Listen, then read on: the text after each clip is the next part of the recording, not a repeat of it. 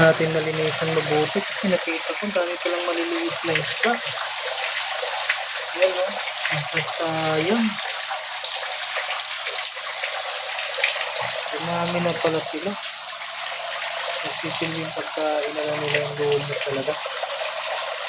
Kasi lumot na kulay brown, pinaganahan ng mga dahon.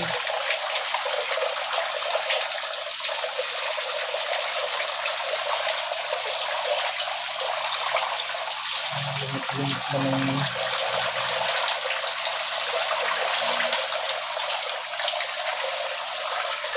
Ayan, maliliit. Dumami na yung mga maliliit na isda.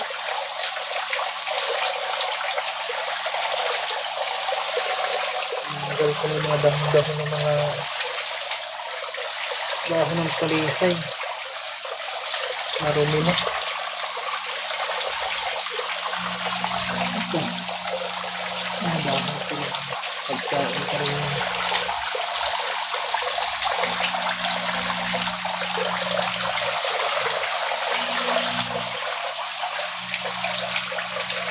Hala, kumusta yung dalawa?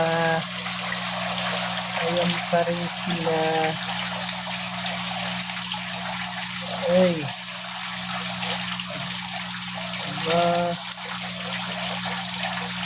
Ayan naman babae. Kanina kasi, katalikod na eh. Nayawan mo pa.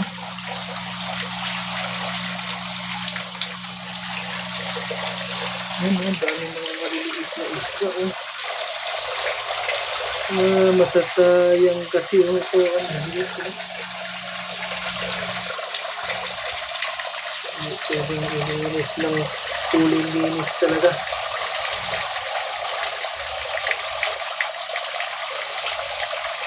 Baka may mga itlog pa to. Takip ko naman yung panghigop ng submersible. Yung panghigop ng isda. Ay pang salot pala. Sayang ang similya ng mga isda.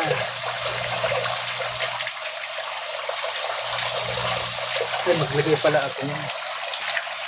Hanap pala tayo para ilagay dito sa kanila. Yung sa may oh, hala. Isama yan. Dito natin ilagay. Yan. Okay, magiging kasama niyo yan dyan. Ayan tayo may lalaki. Hanap tayo na may lalaki. Yan. Lalaki. Uy. Dito boy.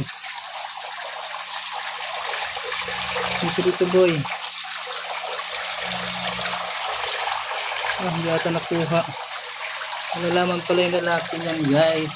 Yung may kulay na ganyan eh. Yan. Yan, may kulay na ganito. Ito. Yan siya. Yung may kulay. Yan. Kasana pa tayo ng isang medyo malaki-laki na partner niya.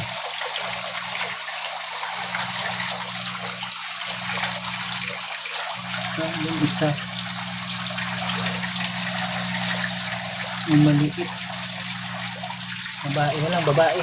Yun babae malaki. Ay, malaki, may kulay. Isang babae. Babae, where are you? Babae ba to? May kulay. Takot kasi maliit pa lang. Hirap naman bilbangin yung maliit.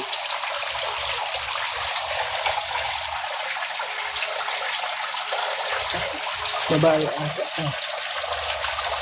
Ano?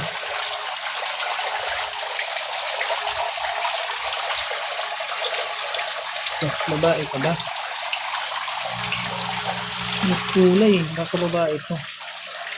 Bahala na. Dumami kayo dyan o hindi. Babae. Kaso may kulay na. Ang buntot.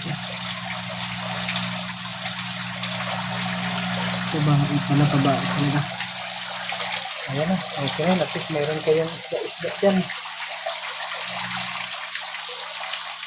Hindi pasukan ng lamok. Ito. Damihan natin.